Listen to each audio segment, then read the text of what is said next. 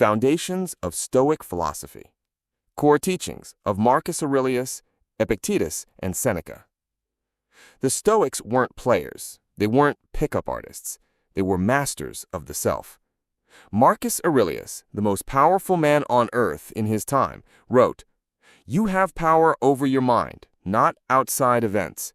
Realize this, and you will find strength." He ruled empires, yet feared no woman's rejection. Epictetus was a slave, yet freer than most men today. Why? Because he taught freedom is not achieved by satisfying desire, but by eliminating the desire to control others. And Seneca, a political insider surrounded by temptation, said, "A wise man is content with himself. He does not seek to be loved. He seeks to be worthy of love."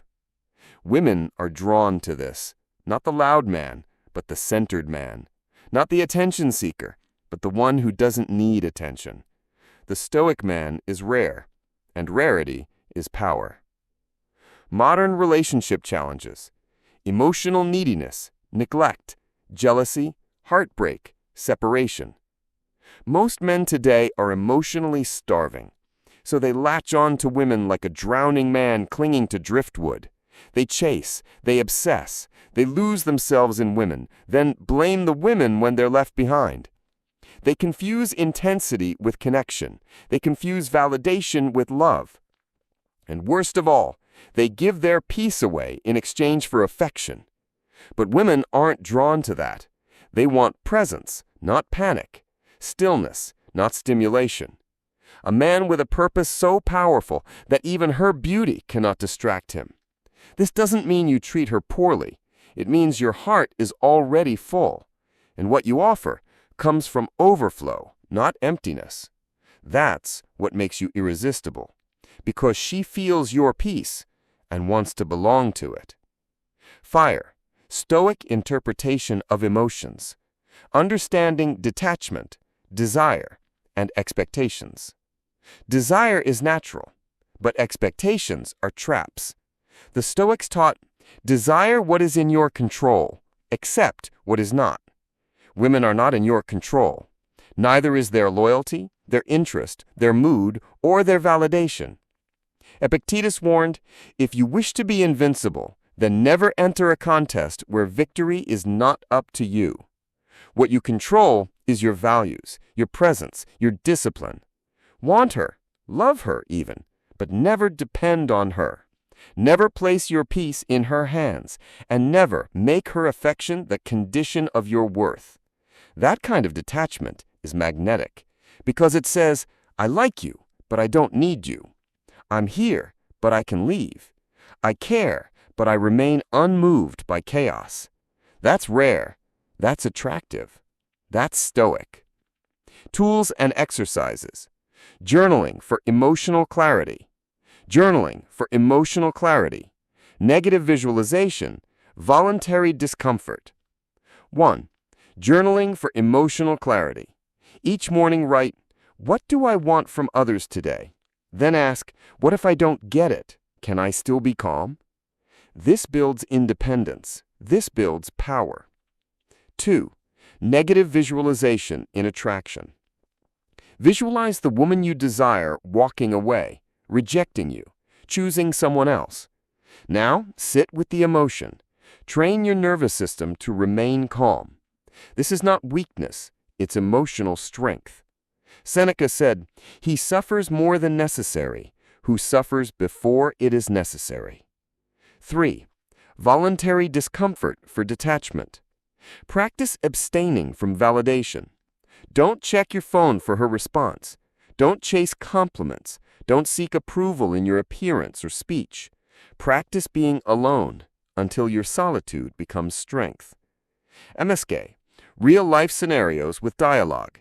Use realistic fictional characters in emotionally charged conversations. Scene 1. Late-night rooftop. Amir and Sarah. Sarah says, you don't chase me. You don't even flirt back. Don't you want me? Amir, calmly, I like you, but I like my peace more. Sarah, that sounds cold. Amir, no, it's just warm on the inside. I don't give that warmth to chaos. Scene 2. Coffee shop, Zoya and Hamza. Zoya: other guys text all day. Why don't you? Hamza: because I don't live in my phone. I live in my purpose.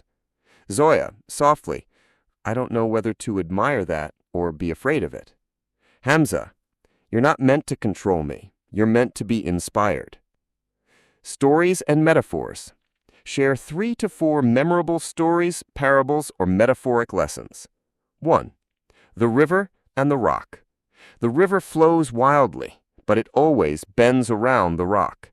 The Stoic man is the rock. He doesn't stop the river. He simply doesn't move. And in time, the river respects him. 2. The unchained dog. A man once chased every woman who smiled at him. He thought it made him desirable, but he was like a dog chasing every car, exhausted, rejected, forgotten. Then one day he sat still, silent, confident, and she came to him. Because he finally understood, the world respects the man who doesn't chase it. 3. The fire that doesn't burn. Women came to him like moths, drawn to his warmth, but never able to burn him. Why? Because he had become a controlled flame.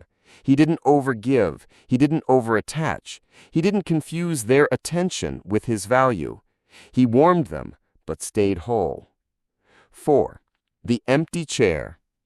At a banquet, a man kept offering his seat to women who didn't appreciate it.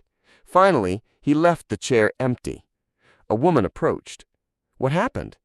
He said, "This seat is no longer available to those who do not bring peace." She stayed, not for the chair, but for the boundaries around it. Skeleton: emotional climax and stoic resolution. He was ghosted, rejected, laughed at, forgotten. He felt pain, confusion, a desperate need to prove himself. But one night, he picked up Meditations. Marcus Aurelius spoke to him. To live a good life, we have the potential for it, if we learn to be indifferent to what makes no difference. He finally understood. Her absence didn't define him. Her rejection didn't reduce him. He stopped seeking closure. He stopped analyzing her messages. He stopped scrolling, stalking, hurting. He turned inward. He became still, focused, sharp. And as he rose in power, they returned. But this time, he wasn't begging. He was choosing. Because now he was the rare man who didn't just read Stoicism, he embodied it. And that made him irresistible. Conclusion. Recap key ideas and call to inner strength and peace. So what is the brutal truth? That women don't want a man who's perfect. They want a man who's centered.